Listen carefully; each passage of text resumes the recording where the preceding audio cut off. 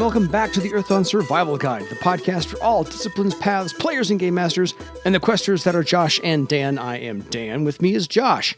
Hi, everybody. I am Josh. Happy New Year, Dan.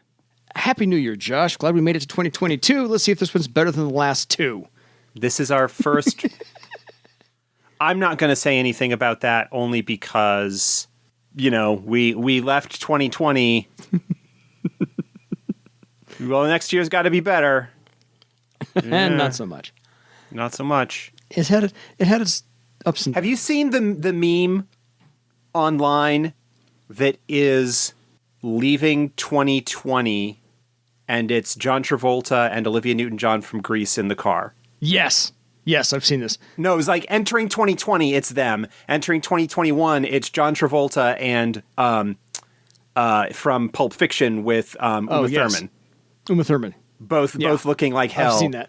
They're haggard. Like that's like leaving 2020. And then there's a third one that I had recently seen was an update of that with the third picture was leaving 2021, and it's John Travolta and Sam Jackson from Pulp Fiction looking even worse. Yeah. Anyway, this is our first recording session here in the year. Not the first episode that you will hear because we had, as we are recording this, our Outcast episode dropped today. Yeah, 102. Yeah, that one dropped. And since we've got it, since it's on the tip of our tongue, let's go ahead and answer the one email we got from episode 102, which drops today. So this is a very fresh email. They can get a 7-day turnaround on this one. This was waiting in the mailbox when I got home from work. I'm like, oh, hey, we actually got an email. And look, we understand. Like, we had the holidays. People were busy. People were doing stuff. Maybe not listening. I mean, listening to the show, maybe, because you got time, but like did not have burning questions to send our way. That's fine. Yeah. But we appreciate the email. We'll take them anytime. So this is from Ted, who had a great thought to add on to our Outcast episode.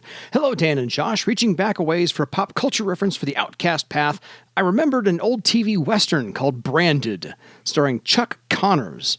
Each episode began with his character, McCord, being ceremonially stripped of his insignia of rank as a cavalry captain after a court-martial for cowardice. If I recall correctly, he had refused an order to lead his men on a suicidal charge that had been meant as a distraction for a larger attack on an enemy position. I think that hits Josh's point about sacrificing something, his rank and place in the army, by rejecting social honor, obeying orders, in favor of personal honor, devotion to his men. Thanks for keeping on, Ted. Thank you, Ted. I think you made a very good point. Thank you, Ted. That is a very good example. I am not aware of that, so certainly would not have come to mind for me. No, but that one sparked in my head as well a more current pop culture reference, slightly, the A-Team. More recent, at least. More recently. Yeah, the A-Team. Either the movie, take your pick, or the TV show from the 80s by Stephen J. Cannell Productions. Kind of the same thing. Military, they were court-martialed, they sacrificed personal honor to whatever, all that jazz. Kind of the same thing. In fact, I think the A-Team even may have been a remake of McCord. Who knows? Branded. I don't know. Possibly. I'm drawing a reskinning parallel. Something. Who knows? Yeah, reskin it. Same thing. Same kind of tropes, which is not a big deal. Either way, two other little examples, if you will, for how to play an Outcast. And we go from there. But today's podcast is going to be about all things alchemical, because we're going to talk about enchanting. A rather unknown topic for me, because in my 25 years of this game, none of my characters, none of my players have ever come to me and said, I want to make my own magic items. How do we do that? And it's just never happened. So I'm going to be treading on new ground. Josh is going to lead us all through this a little bit, and any updates to the 4th edition from previous rules. How much did it morph from the original? Oh, a lot. Okay, good.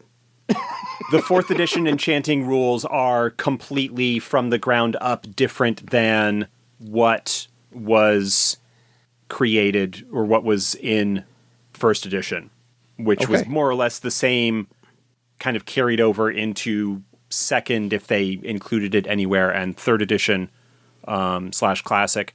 All of that was basically on the same foundation, and it was relatively sparse in comparison to the 4th edition rules.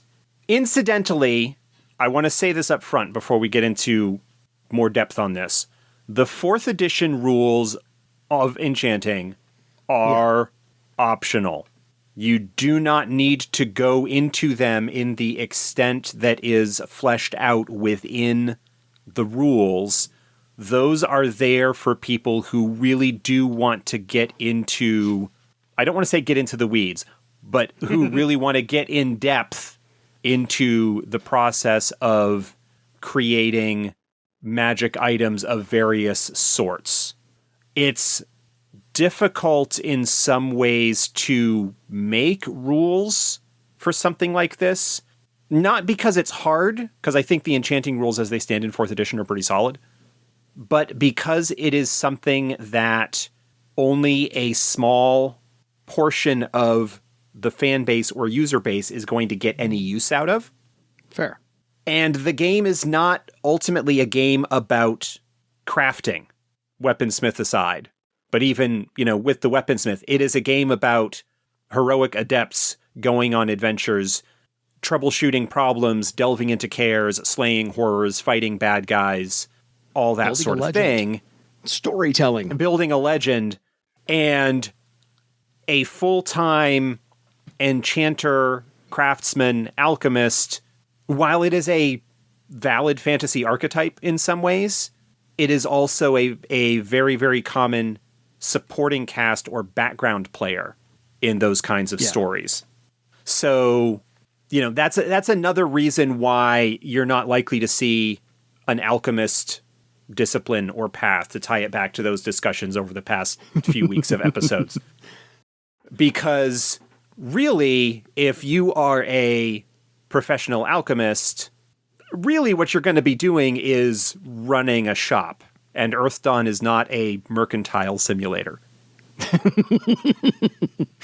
Now, all of that said, one of the goals of the enchanting rules as they were worked up was to provide hooks and places for stories to be connected to enchanting in various degrees. And those are things that we will touch on as we cover the stuff in this chapter.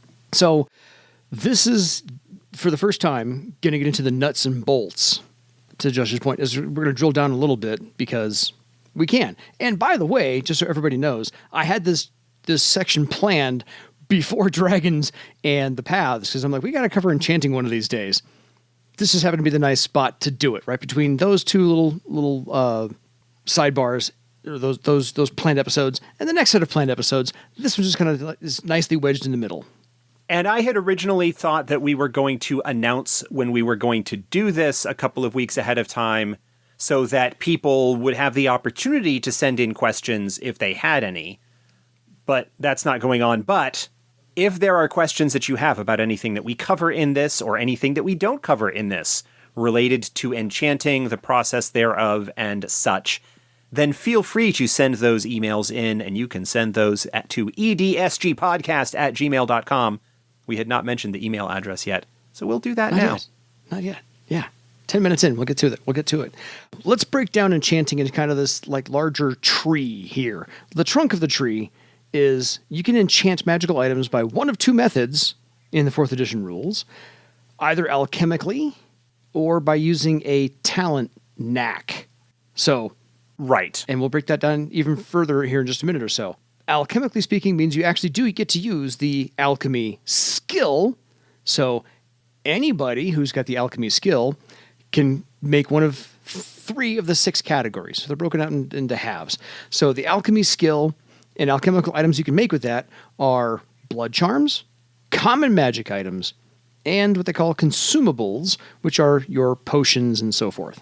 Healing potions, booster potions, the various poison and disease resistance stuff, poisons as well, also kind of fall under that category of consumables. Whether you want to consume them or not is a different thing. Yeah. Now, the reason that all of these are able to be made through the use of the alchemy skill is because of the presentation of Earth Dawn as a, relatively speaking, sort of high magic setting, in that what are termed in the game as common magical items are made not necessarily mass produced. They're still sort of artisanal items, but you can go to any decently sized market and find some of these items, and certainly they would be relatively common in wealthier households and such. But if that's the case, then there needs to be a source for them beyond the very limited enchanting capabilities of adepts, because as has been discussed by us in the past, and is discussed, in fact, earlier in the companion, there aren't a lot of adepts out there. And so while there certainly would be adepts that would largely make their living by enchanting and crafting items rather than going out on adventures like player characters do, there still aren't a lot of them. And if you're only limited to weaponsmiths, elementalists, and neithermancers, which are basically the primary ones that have various types of enchanting, you're looking at a small proportion of an already small population, and it just doesn't make any sense that there would be notable numbers of potions and whatnot. So alchemy represents the ability for someone to essentially follow a recipe to make a particular item. Yeah, I'm all down for that. That's a good analogy. So like we said, this is the blood charms, and I'll list off a few of those. So your Garland Stone, your Absorb Blow charms, your Horror Fen charms, your Wound Balance, your Targeting Eye, things like that. The things we're used to as blood charms can be made alchemically. Your common magic items, these are your cloaks, your light quartz, your messenger stones, your dry boots, your huntsman boots. This is your quiet pouch, your quiet finger gloves, mostly household items or articles of clothing. Or neat little adventuring helper things that aren't... Yeah. I mean, these are magic items, but not thread items, because Earthdawn has that distinction between those. That's why they're called common magic items as opposed to thread items. Thread items are those that are only usable by those who have thread weaving, which means adepts. Common magic items can be used by anybody. The primary difference between them is that common magic items are magically powered by the ingredients that go into them, which is usually true elements to some capacity, whereas thread items are magical and draw their magic from the very nature of true patterns and the connections between them when you weave threads to them. So the ones that cannot be made alchemically, that have to be made by a talent knack, are your living armor, your spell matrix objects, and your, as Josh said, thread items. Now those talent knacks are only available to people who do have the enchanting knacks that are based off of pattern craft, thread smithing, or one that belongs to the scout and one that belongs to the thief. So pretty much your magic users, weaponsmith, and then the other two that are kind of the outliers. So really, not everybody, as Josh said, can do the enchanting part. Exactly. Now, one of the things that can be done is that if you have a weaponsmith or a nethermancer or an elementalist, each of whom kind of specializes in the creation of particular types of magic items, the talent knacks that are available to them will allow them to make things that could be made through alchemy. You don't have to take alchemy if you are playing a nethermancer who wants to be able to make blood charms. You can take the pattern craft knack that allows you to make blood charms. Gotcha. If you want to play a more sort of rounded enchanter type, then you can take alchemy, but it is not required. Alchemy is not necessarily required in order to make the so-called alchemical items. Okay. Right, because the alchemical items, those that can be made through alchemy, can also be made via the appropriate knack. There is no way using alchemy to make things that are only available via knack. Gotcha. It's like every square is a rectangle, but not every rectangle is a square kind of categorization thing. That's a really bad analogy, but that's like the closest thing that I can come up with. Please don't read anything more into that than it works one way, but does not necessarily work the other. That's absolutely fine. So the Alchemy skill is available to all 15 disciplines and anybody who's on paths and questers and whatnot, but the thread knacks under pattern craft are only available to 4 or 5 of the disciplines, plus weaponsmith, and then the scout and the thief get their own little one offshoot. That's it.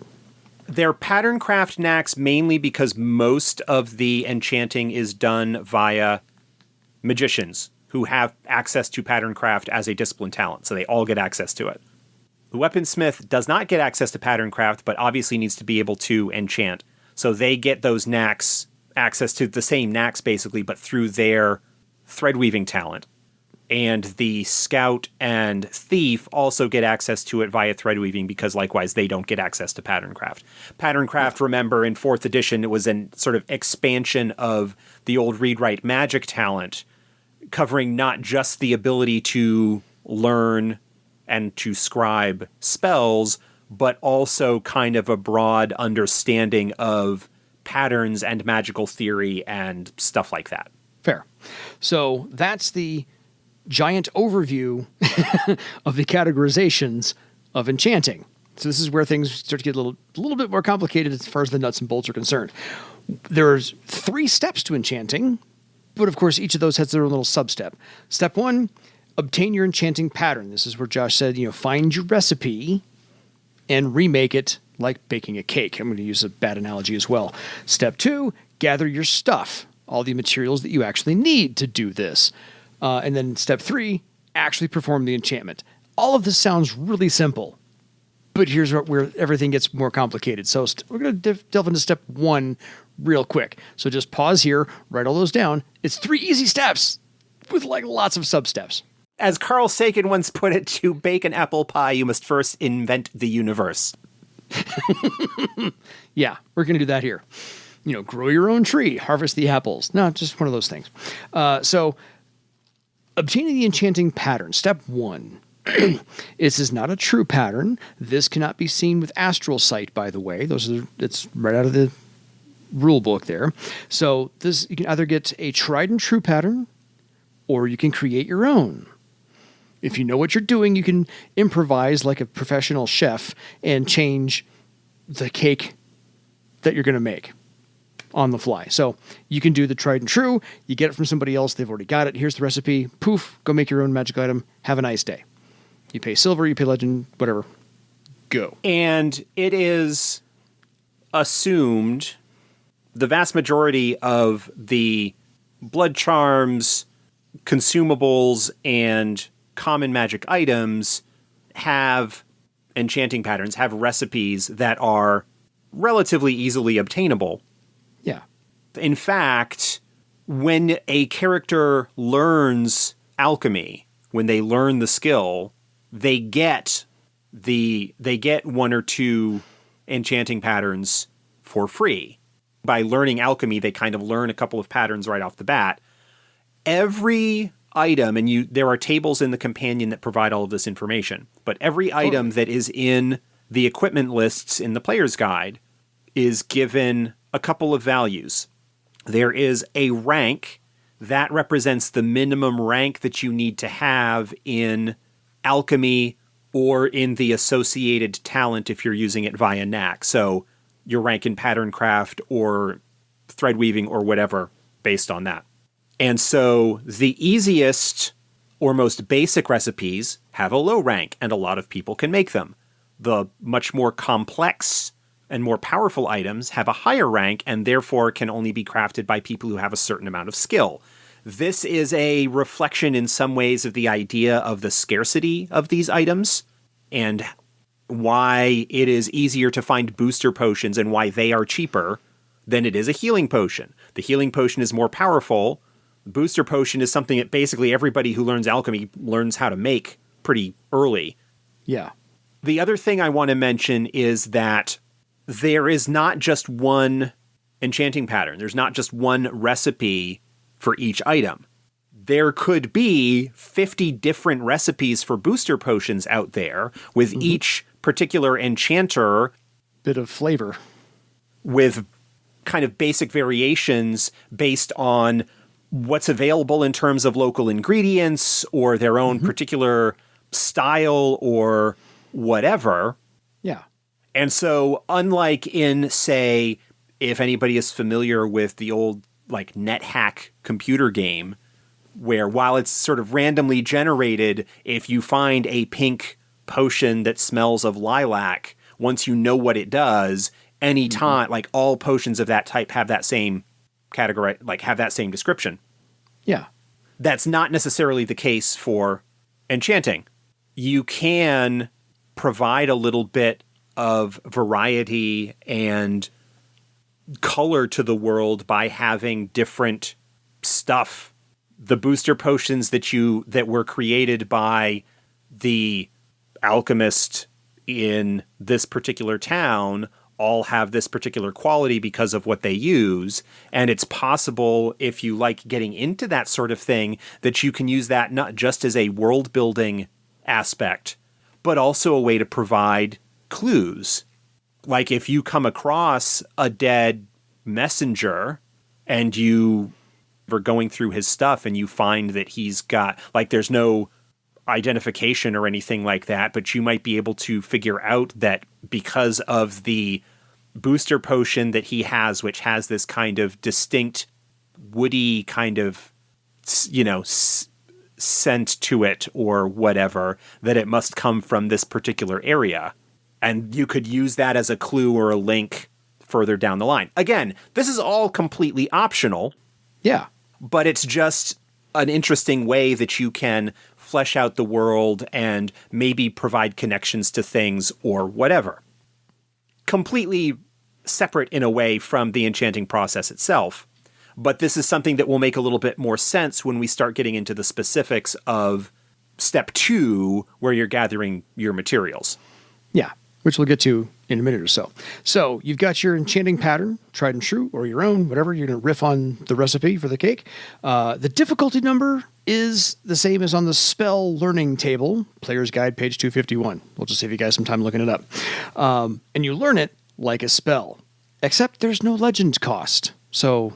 yeah, unlike spells for magicians, there's no associated legend point cost with learning a recipe, learning an enchanting pattern.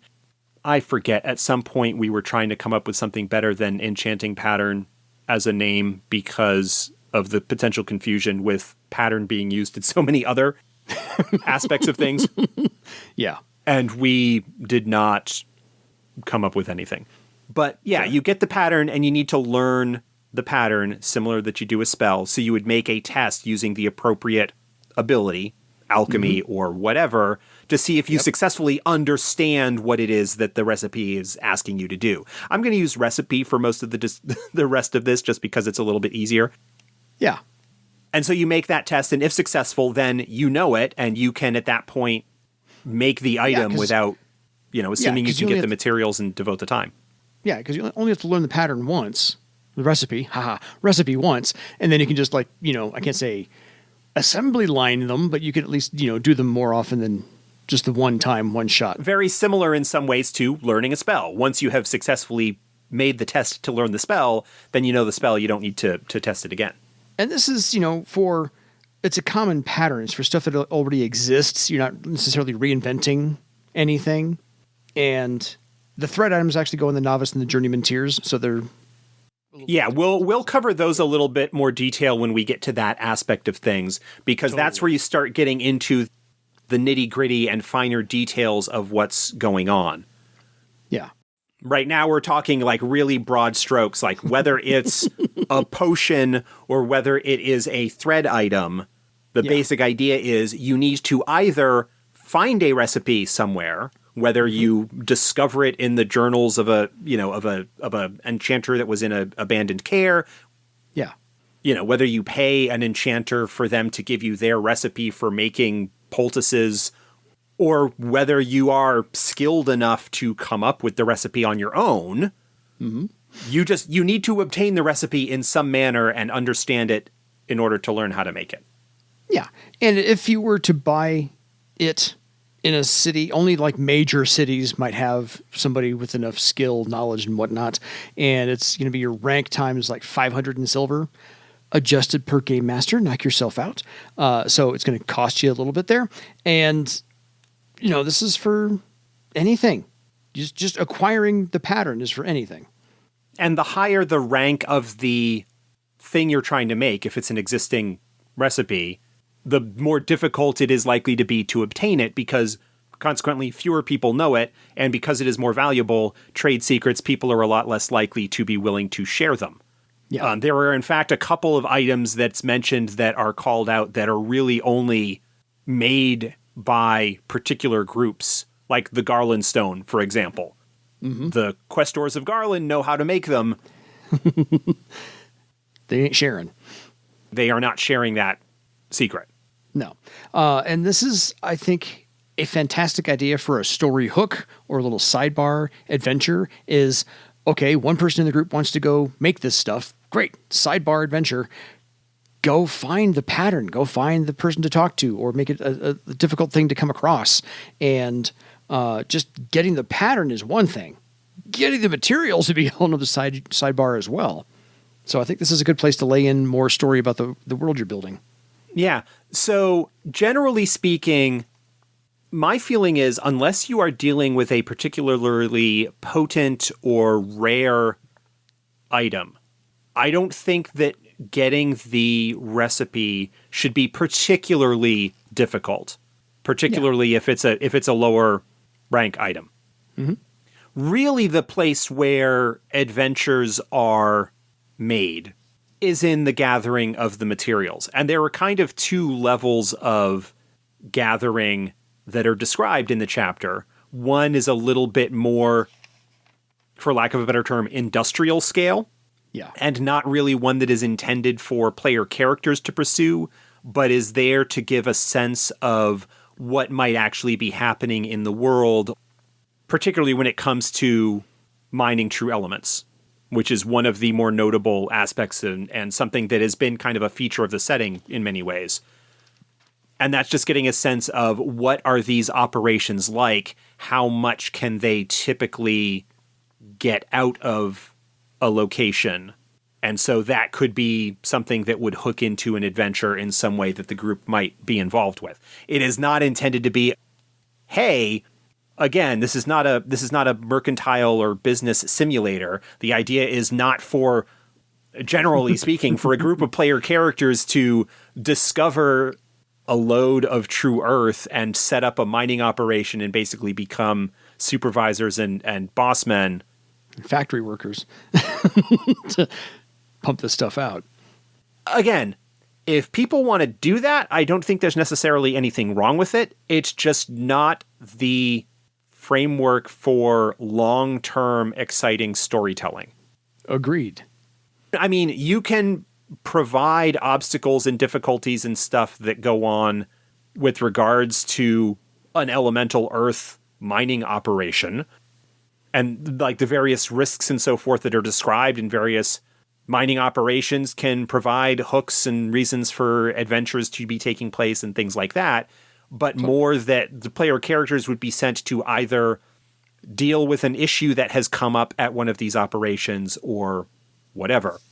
But by the same token, there is also a sort of more artisanal, smaller scale version, again, talking about elemental mining, where a player character elementalist, if they've got a little bit of downtime, might be able to go somewhere and get a few kernels of true element that they could either use for their own enchanting or sell to make a little bit of extra money if for some reason they need some or whatever.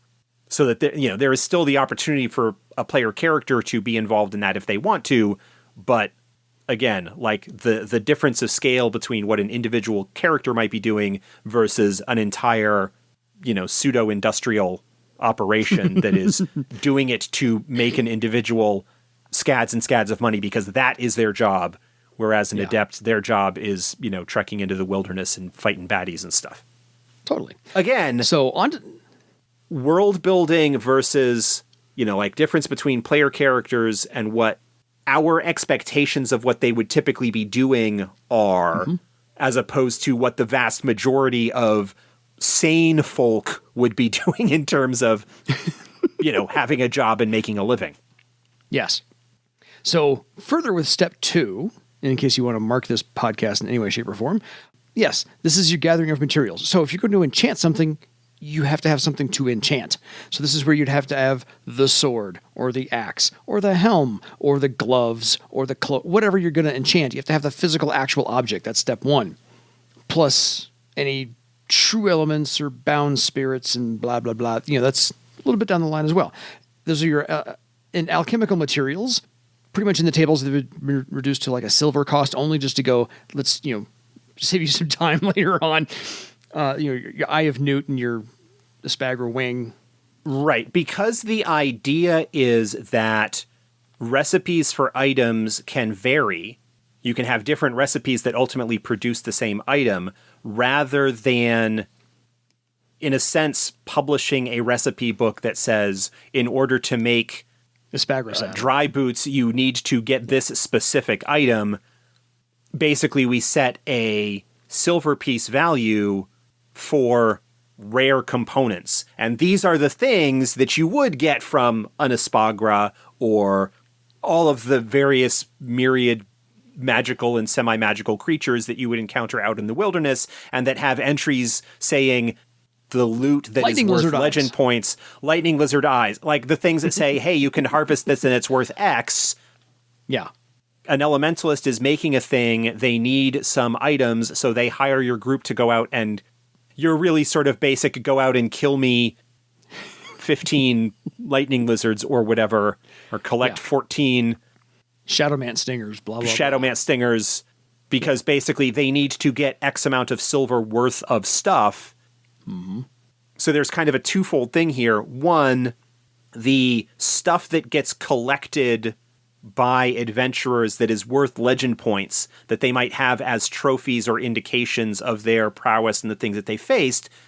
But these also have value, sort of basically the existence of the secondary market for these things. Yeah.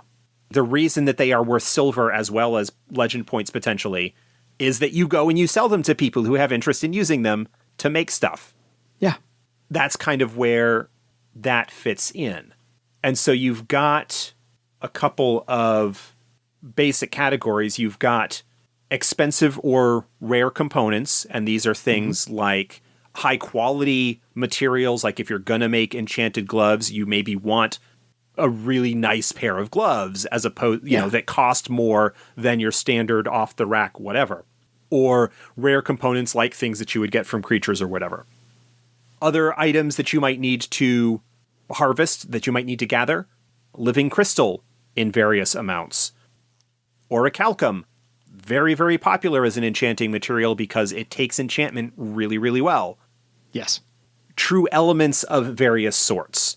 And the recipes, the lists that are provided in the chapter for the various already existing magic items indicates these design aspects, as they're termed, what the special materials are that are needed in order to create it. So, for example, Firefly Chalk just needs an expensive or rare component in order to make it. It's a fairly, it's a rank 1 item. It's super easy to make. You just need to find some particularly, it doesn't even require any true elements or anything. And again, that component can be whatever you, as the game master, want it to be. It's the MacGuffin. Yeah, it's the MacGuffin. You can go through the creature lists and say, oh, hey, I can come up with some justification for why the thing from this creature, lightning lizard eyes, why would that make Firefly Chalk? Well, they can distill the stuff that's within them to make the glowy thing happen. Yeah, the optical fluid. Yeah. Again, because it's artisanal, because there are different varieties of enchanting recipes that can make these things, it's whatever you want it to be. Possibly within your game, you may want to be sort of consistent about it, but it doesn't have to be. You can have different recipes that make the same thing and might need just slightly different materials. Yeah. It's like a family version of paella. Each family's version is a little bit different, speaking culinarily. And then you get the more powerful items like an elemental divining rod, which is a common magic item that provides a bonus if you are trying to find deposits of true elements. And you need orichalcum and the appropriate true element for what you are trying to make. And these are all kind of noted and described in the tables and stuff like that. Yeah, totally. So usually your gathering time starts at like 1 day and goes up from there if they're harder to find or you need more of them. The talents and skills you're going to use to find them are your alchemy talent, your wilderness survival talent, your botany talent, etc. Or skills and talents, yes. And then your wilderness survivability, page 179 in the player's guide as well. That's going to be very, very, for just the target number to reach when you're looking for those things to kind of, wrap up the story with a couple of dice rolls. Yeah. If that's what you're trying to do, those options are there for like, okay, we're kind of doing a downtime and the elementalist has decided that what they want to do is to go out and gather some materials for a recipe that they want to make, for an enchantment that they want to do. Okay, I don't want to do a whole adventure around this. I don't really have anything planned, so we'll just have you make a few rolls and we'll resolve this in a few minutes. You absolutely can make an adventure out of gathering materials. Totally. That maybe they are going to the place where they would be gathering true wood, and that's just a reason for them to get to where they go, and in the course of doing that, they discover the entrance to this forgotten care, or whatever other adventure or problem or situation that you might wish to throw in their way, and have the materials be part of the reward for completing that adventure or solving that problem or whatever. They don't need to make rolls in order to get it, but they need to overcome some kind of situation. Again, looking at two different approaches to it, one where you're simply trying to get through a little bit of downtime to produce something versus I've got an idea for an adventure that's going to be taking place in this isolated forest and the elementalist is looking to get true wood. Great, we're going to have that be the adventure. And as part of that expedition, they come across this problem and deal with it. Yeah, a minor arc or a major arc, take your pick, depending on how involved you'd like it to be. Or potentially, like, even if your player characters aren't enchanters or looking to get into it, they could be sent there by somebody who is, or hired to go along with somebody to provide protection to someone who is looking to, like, there's a whole bunch of different ways that you can use the existence of enchanting as a story hook or a story aspect to help flesh out or build out your world, whether as NPCs or with what's going on or whatever. Yeah. And so even if you're not necessarily going to be using the enchanting rules as they exist here, because your player characters, none of them are interested in doing that, understanding the process of how that works, you may find ways to, again, attach story to that, or to use it to flesh out an adventure, provide a little bit of world-building detail. If you don't want to, if that's not your bag, that's not your player's bag, that's perfectly all right. Absolutely. Everybody has different tastes, but if this is the kind of thing that you're into, here you go. Totally. Because if you just want to hand wave it and there's the numbers are on the tables, roll the number, get your stuff, move on. So some of the knacks you're going to want to use, or make sure people actually have, is the Detect True Element Knack, the Harvest True Element Knack, the Create Orichalcum Knack, and then if your elementalist needs to negotiate with an elemental spirit, they got to have all the right talents for that as well. And your element descriptions are on page 123, 124, 125 of the companion. That is all, particularly those descriptions of the various true elements. Again, even if you're not getting into enchanting, those are valuable substances. Absolutely. And so understanding what they are like and how they behave allows you as the game master to describe them when you encounter them and stuff like that. So one little quick note, any of these true elements, if you're going to transport them from one place to the next, need to be carried in an orichalcum container. Yeah, especially if you're going to be dealing with any quantities or be dealing with them for an extended period of time. True fire, obviously very, very dangerous. You definitely want to have a container for that. True water, you can carry in a traditional container for a limited period of time, but it's eventually going to dissolve and or seep out of anything that it's in contact with. True air is like solidified air and can be very difficult to transport. True earth is a little bit one of the safer varieties to carry, but extended contact with it, it tends to like grow crystals and encase whatever it is being carried in. Again, without the orichalcum pouch or box. True wood is pretty much the only one that can be transported without any potentially nasty side effects. And if all else fails in gathering your materials, if you're in a place large enough, you actually just could maybe go buy them from a merchant who has them. So you may not need to write an entire adventure on how to go get them, but sometimes you might. So it all depends on what the needs are for your game at that particular time and what the objective is. For low rank, low power items, if you're dealing with an upper journeyman or warden or master tier, you don't need to probably don't need to go into great length for that stuff. And by the way, creating an orichalcum container is an enchanting thing. So if you have the orichalcum and somebody who can enchant, you're halfway there. So it doesn't necessarily mean I got to go find a special. No, you can maybe have somebody make one for you. Or again, you might be able to buy one because it's not cheap. It ain't cheap. No, it ain't cheap, and it isn't easy. It is a rank 6 item. So not a lot of people will know how to make it, and it requires 2,500 silver. I think it's pretty costly. Well, it requires, the footnote on that one actually says it requires an unusual amount of orichalcum. It requires 2,350 silver, and then it requires a worth of orichalcum, and then it requires another 150 of various other generic materials. Yeah. And basically the cost that is listed in those tables in the companion for items is the total cost of all of the materials that you need to gather, which also includes like various really basic unspecified reagents and non-special materials. So on to step 3, actually performing the enchantment. And this is for, as Josh said, the enchanter has to have a skill or the talent rank equal to or higher than the item rank itself to get it done. That explains the level of knowledge and expertise for the enchanter to get that stuff done, especially for things like spell matrix items, which are a little bit harder to come across. But this is where you get to throw in, if you wanted to have helpers. Right. You have Step 3 is in some ways super easy. You roll the appropriate enchanting ability, whether that is alchemy or pattern craft or whatever, against the difficulty number for the item.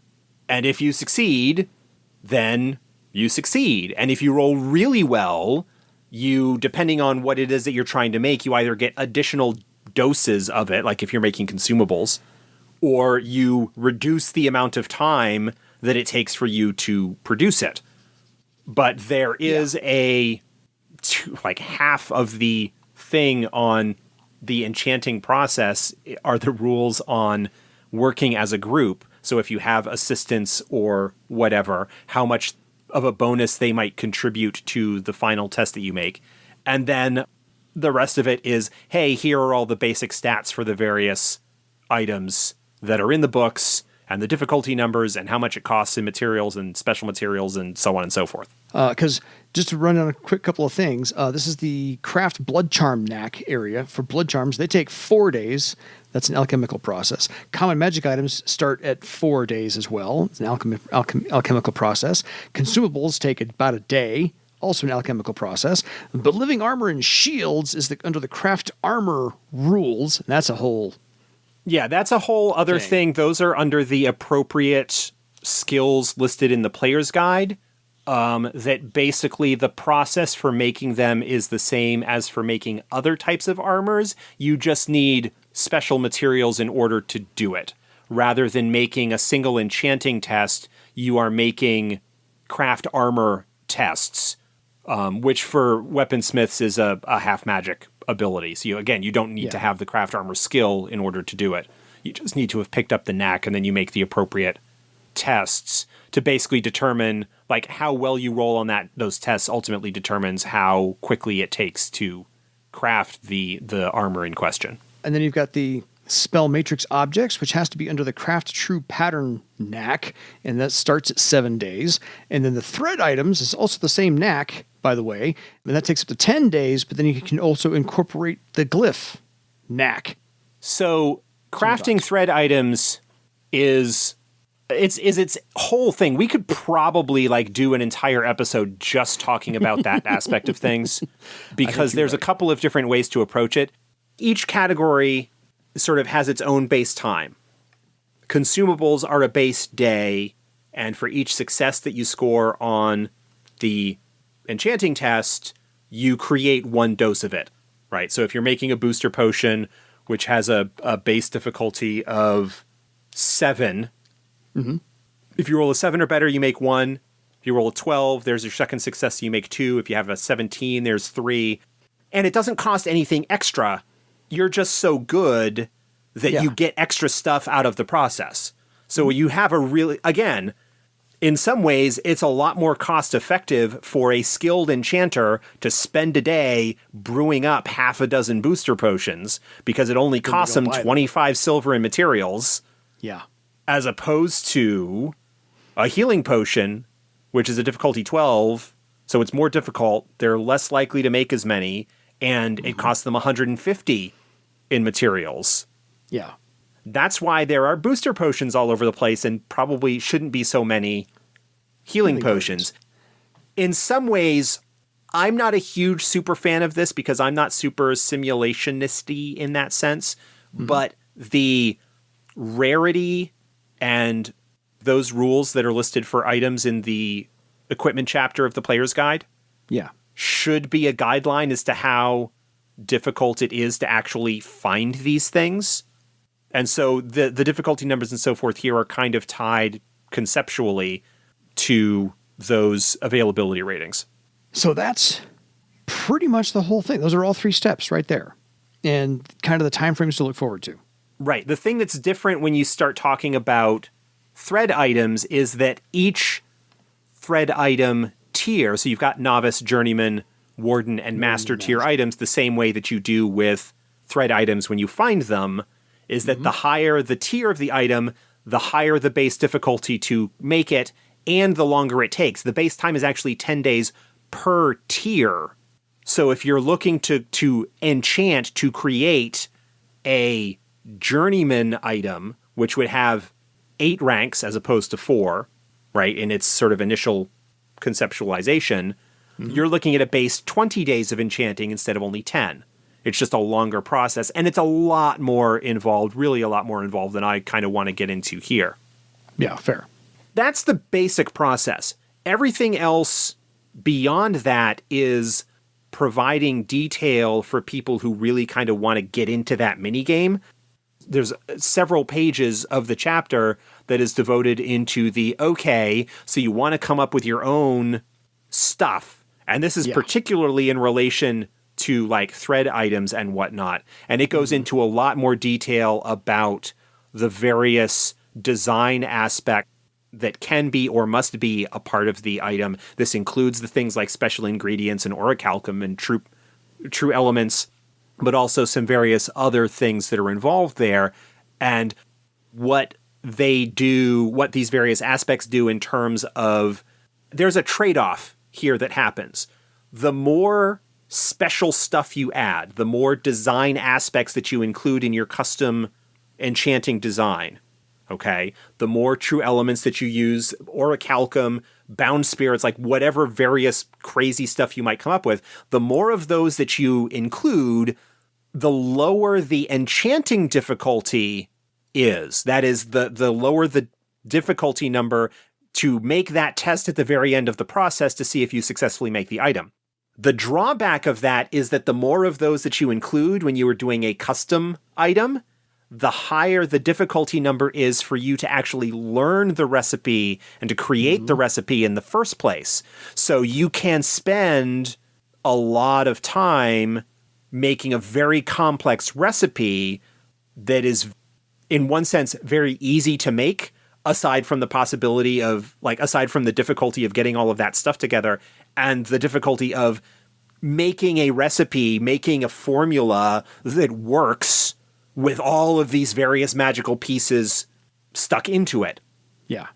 And again, this is something that is it's even more optional and really is kind of like the base building blocks of if you want to mechanically, like you've got characters like a weaponsmith particularly that wants to mechanically create a magic sword, a thread sword for the swordmaster in the group, or a thread shield, or whatever other, like an elementalist making like various other like thread items.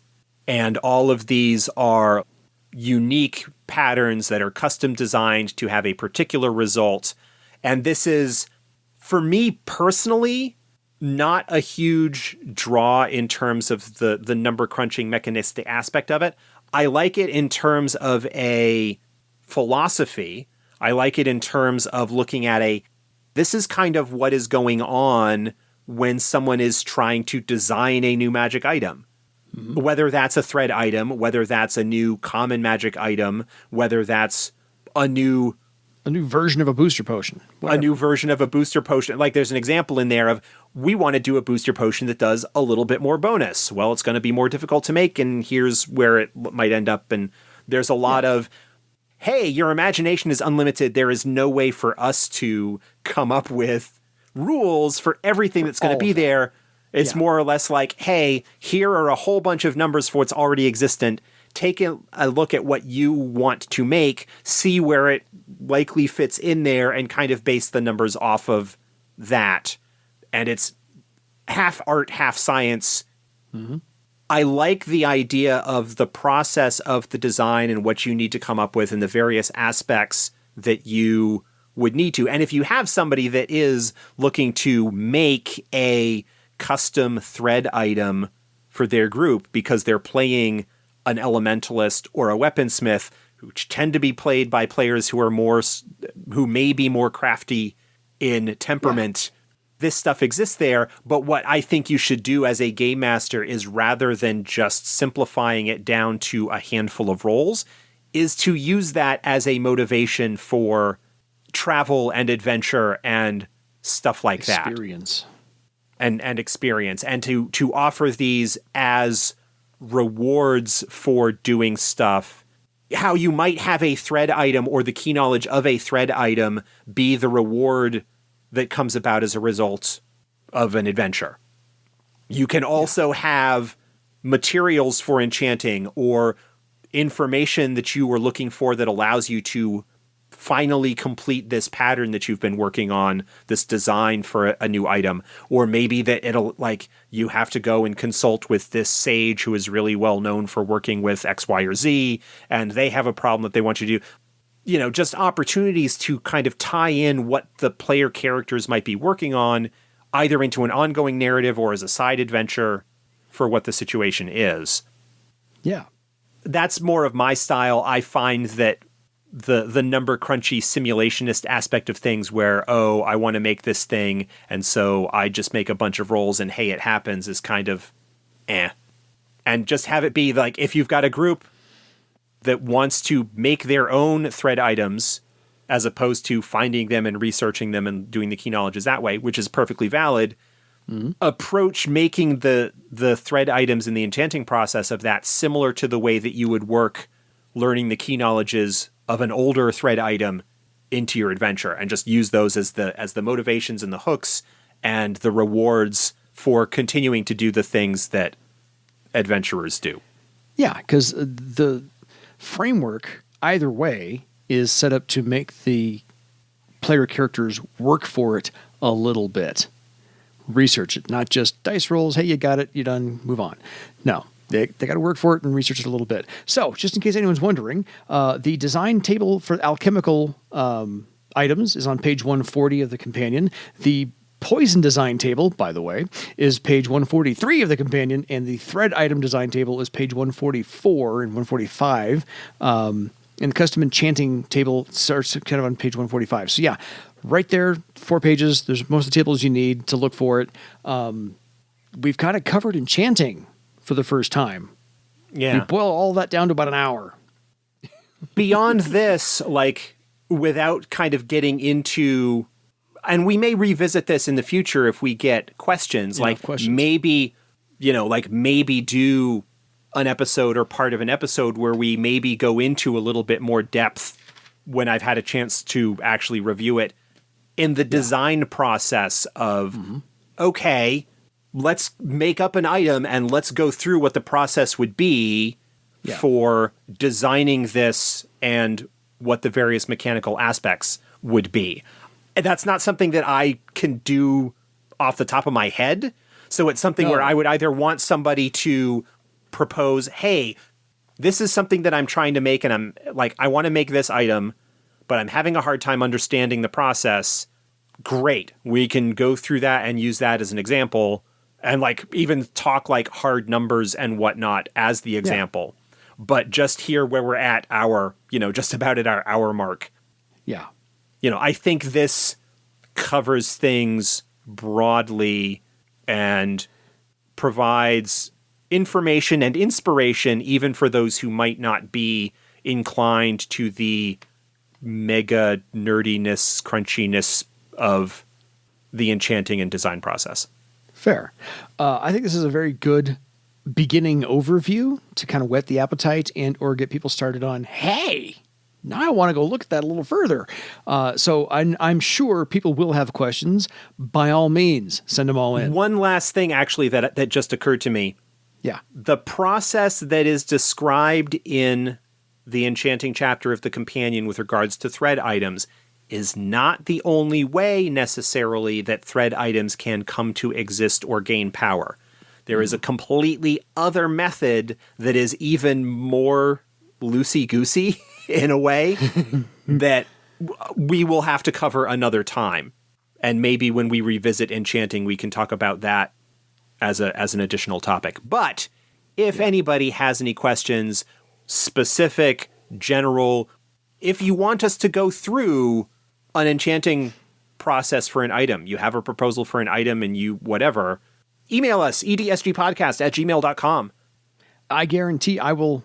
And with a little bit of prep and forewarning, I can, or maybe with Morgan's help, can like walk through the process of what all of the numbers would be and then come to the recording and say, okay, here's the process, here's what's going on. Yeah. Do something like that as a more concrete example, getting a little bit more in depth beyond the general discussions that we've had. Totally. I guarantee I've got an item in mind and I will send it Josh's way and we'll see what we can do about that. Otherwise, folks, time to go enchant your own legend. Good night, everybody.